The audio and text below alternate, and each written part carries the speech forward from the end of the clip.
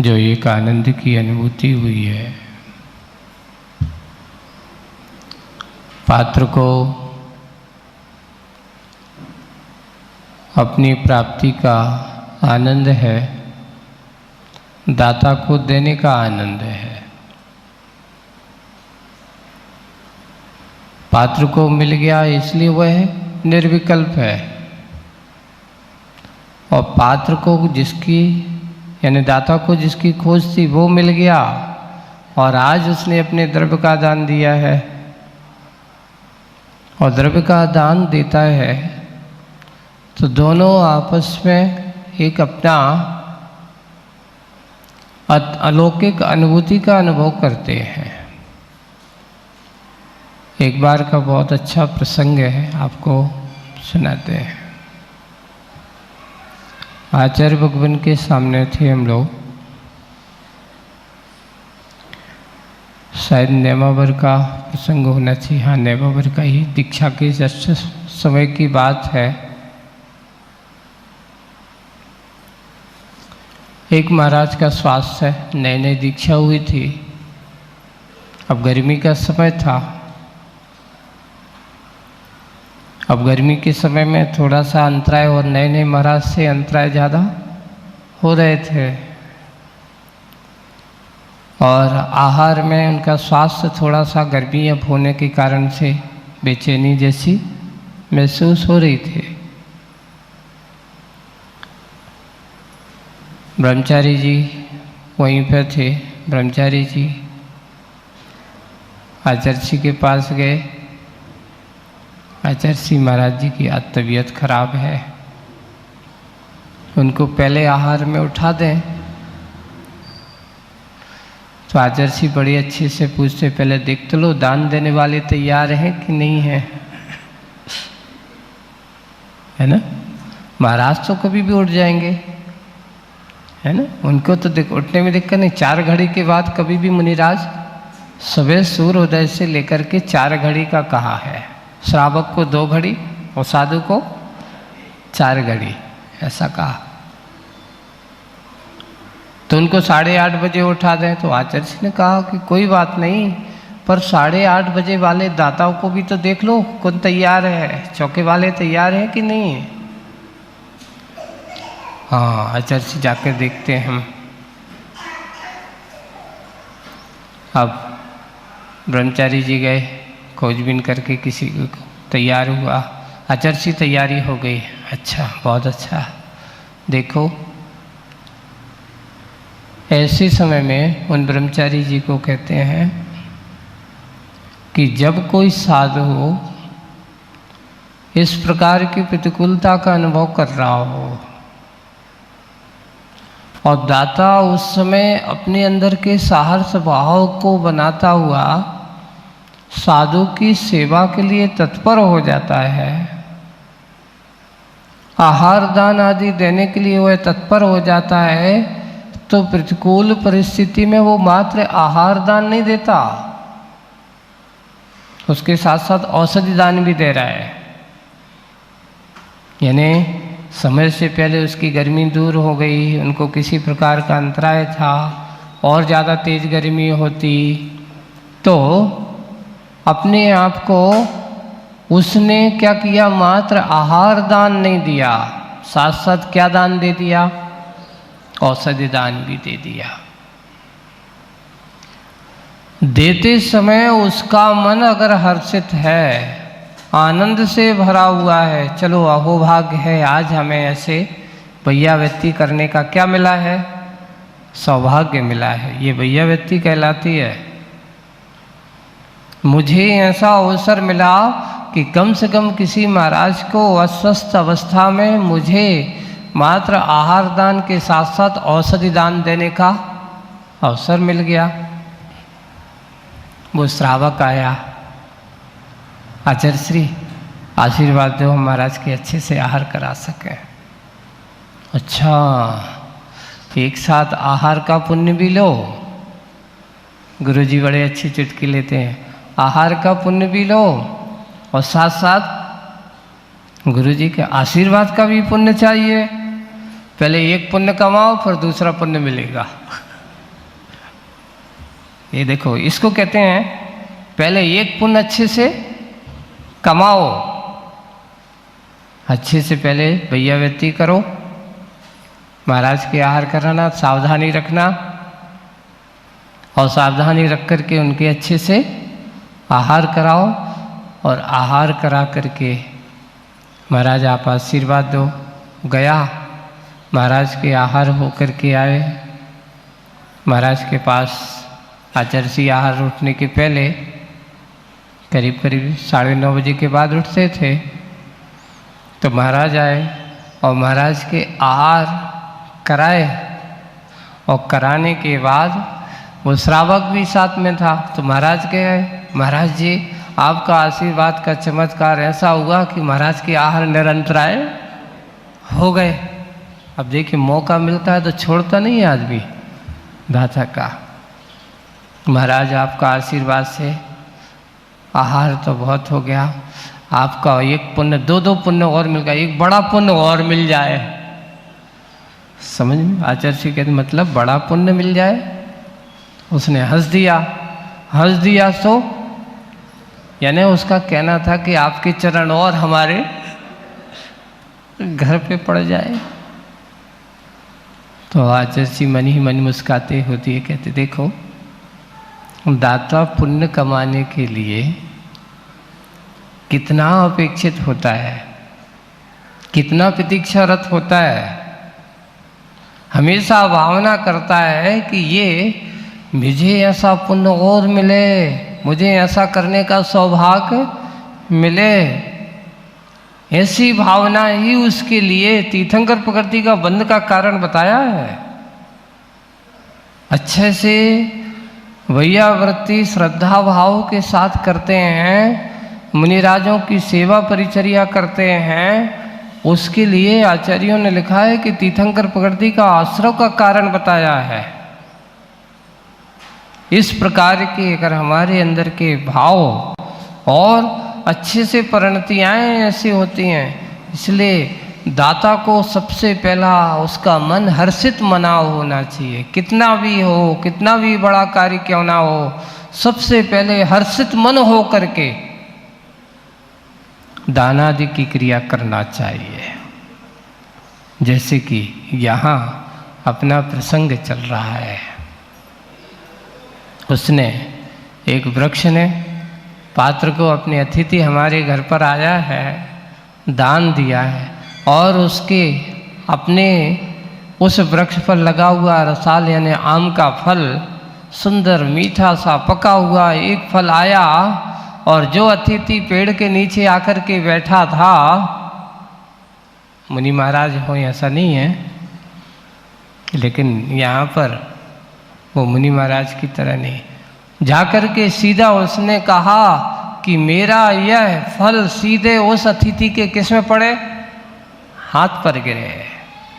और जब वो गया अतिथि के हाथ पर वो गिरा है, और ऐसा करता हुआ यहाँ पर कविता का शेष भाग पेज नंबर 75 पर अपन निकालते हैं। फल आकर के, फल कर में आ पात्र के अर्पित होता है। आम का फल वो वहाँ ऊपर से आकर के सीधा पात्र के कर में आ पात्र के अर्पित होता है। स्वप्न साकार होता है। किसका स्वप्न? क्योंकि उस वृक्ष ने और उस फल ने अपनी भावना भाई थी कि मेरा जीवन अगर मैं किसी को अर्पित होकर किसी को संतुष्ट कर सकूं, मेरा सपना था कि ऐसे कोई मेरे घर पर अतिथि आए और मैं उसका सत्कार ना करूं, इसलिए कहीं मेरा यह फल होना निष्फल ना हो जाए, मैं किसी के काम ही ना आ सकूं, मेरा फल होना सार्थक हो गया। स्वप्न साकार होता है। वही कहता मेरा स्वप्न क्या हो गया, साकार होता है। और सत्कार में भाग लेकर, आवाज ठीक नहीं हो रही आज, सत्कार में भाग लेकर पवन भी बड़ा भागी बनता है। क्यों बड़ा भागी कैसे बना? इसलिए कि कम से कम उसने झोंका दिया, और झोंका दिया तो वो फल वहाँ से टूटा, और टूट करके सीधे जाकर के कहाँ गिरा? पात्र के हाथ में आकर गिरा। इसलिए पवन भी अपने आप को कम से कम, मैं आज इस फल के साथ साथ थोड़ा सा इसका क्या बन गया हूँ? सहयोगी बन गया हूँ, बड़भागी बन गया हूँ। ऐसा हुआ है, फल पवन भी बड़भागी बनता है, पाप त्यागी बनता है। कम से कम आज मैंने पुण्य का कोई काम कर दिया, अतिथि का सम्मान कर दिया, बहुमान कर दिया। मैंने अतिथि की सेवा में थोड़ा सा, किसी भूखे को अगर भूख लगी हो और उसको भोजन मिल गया है तो उसकी भोजन में मैं सहयोगी बन गया। ऐसा हुआ है कर। पाप का त्यागी बनता है, सज्जन समागम से रागी विरागी बनता है। ये बात निश्चित है। मान लो सज्जन समागम का कैसा फल होता है? तलवार वालों को जैसे चतुर्मास हुआ है ना, तो तुम लोगों ने को क्या बना दी? उसको धनतेरस बना दी। अरे आज का दिन तो धन दिवस है। भगवान महावीर स्वामी आज समुसरण रूपी सारी लक्ष्मी को छोड़ छाड़ करके आत्मा की योग निरोध की ओर, प्रक्रिया की ओर अपना कदम बढ़ाते हैं। समुसरण को छोड़ करके आत्मा में ध्यान में लीन हो जाते हैं। इसलिए उन्होंने अपनी उस धन घड़ी को, उस जिसकी प्रतीक्षा में थे, अब समय निकट देख करके आयु कर्म का केवल ज्ञानी तो सब कुछ जानते हैं, उनके केवल ज्ञान में आया अब समय कम है, चलो अब छोड़ो छाड़ो और जाकर के योग निरोध करने में लग जाते हैं। यानी उन्होंने समुसरण रूपी लक्ष्मी छोड़ी थी तो संसारी आत्माओं ने क्या कर दिया? आज के समय में उल्टा दिन, जो दुनिया में ना खरीदें वो आज तो जरूर खरीदेंगे, खरीदी का दिन बना दिया है। उन्होंने धन अपने आप को त्याग करके किया तो रागी उसको जोड़ करके, भगवान ने छोड़ा था समुसरण रूपी लक्ष्मी, तो संसारी रागी आत्मा क्या करता है? जाकर के आज के दिन सोना खरीदना है, किसी को चांदी खरीदना है, वो कहते कुछ लो या ना लो पर थोड़ा सा बर्तन ही ले लो भैया। आज के दिन बर्तनों की दुकानें ऐसी सस्ती हैं जैसे बहुत सुंदर सुंदर बड़े बड़े बाजार लगते हैं, ऐसे बनाया जाता है। पर ये वस्तु स्थिति एक वो होगी, खुशी के रूप में मनाई जाती कि भगवान आज आपने धन किया और हम धन वाले हैं, जोड़ने वाले हैं, तो कुछ ना कुछ हम भी कुछ नयापन करें। पर इतना ही है कि हम अगर आज के दिन खरीदने पे भरोसा करते हैं तो खरीदना क्या है? पाप को वर्धन वाली चीज़ खरीदना है कि पुण्य को वर्धन करने वाली वो चीज़ खरीदना है? कई ऐसी चीज़ें जिससे बहुत बहु आरंभ होता हो, बहुत हिंसा होती हो, ऐसी चीज़ें नहीं। देखिए, विवेकवान व्यक्ति जो होते हैं वे अपने आप को इस प्रकार की चीज़ों से लगा करके रखते हैं जिससे कि उसका आत्महित हो, आत्मकल्याण हो, ऐसा ही कार्य किया करते हैं। तो आज भगवान महावीर स्वामी की धन तेरस थी, तो आज लोगों ने कौन सी तेरस बना ली? धन को हटा करके धन तेरस कर दी। भगवान का समुसरण का विघटन आज हो जाता है, भगवान का समुसरण से आज विहार हो जाता है। और जाकर के पावापुर के उस कहाँ समुसरण कहाँ लगा था? विपुलाचल पर्वत पर। वहाँ से विहार होकर के कहाँ पहुँच गए? पावापुर कितनी दूर है वहाँ से?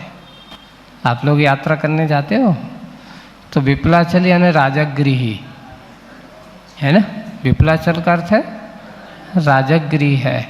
राजगृह से करीब करीब 30-40 किलोमीटर तो होगा, ज़्यादा ही होगा मेरे हिसाब से। 30-40 किलोमीटर से ज़्यादा ही राजागिरी होगा, 50 से भी ऊपर हो सकता है। हम लोग वहाँ से पावापुर से जब बिहार करके आए थे तो एक रात रास्ते में कहीं रुके, सुबह कुंडलपुर आ गए और कुंडलपुर से चले थे, इस बीच में नालंदा करते हुए सीधा राजागिरी आ गए थे ज़्यादा।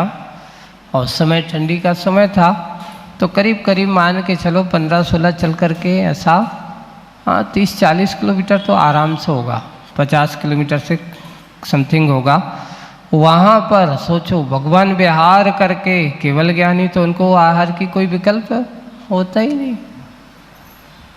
और पावापुर के सरोवर के मध्य, सरोवर के मध्य में बैठ जाते हैं, उनको वो स्थान पसंद आता है और ध्यान में लीन पूरी रात्रि का समय व्यतीत हो गया।